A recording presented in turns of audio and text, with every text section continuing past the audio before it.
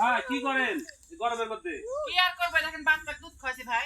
ও বাচ্চাকে আবার ধরে থেকে দুধ খাওয়াতে হয় ভাই? এর সংকট করলে এই কথা শুনেন না, এটা হচ্ছে তো ভাইরাল বরকি, সবাই তো জানে। এই বাবা রে। ধরেন তো ভাই ধরেন, এই বাচ্চা এই মিয়া যেদিন ছাওয়াল পাড়ে বাইর করার পর থেকে নি এই বাচ্চা দিকে আর তাকায়নি, দুধ দেয়নি, কাছে দেয় না, কিচ্ছু করে না।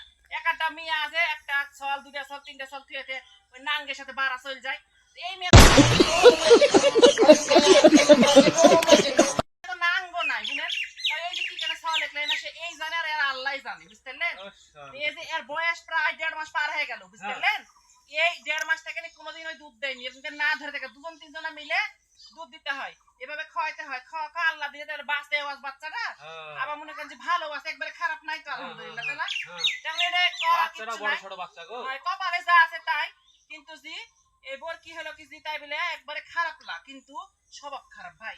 নাং করনি বল, নাং করে মানে একটা মেয়ের চেহারা সুন্দর হয় আর তলে তলে নাং করে।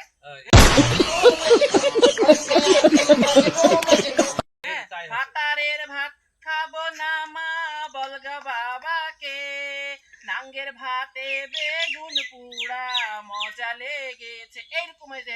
এরকম হলো আপনার বোধ কি গো ভাই? আরে আল্লাহ, হ্যালো।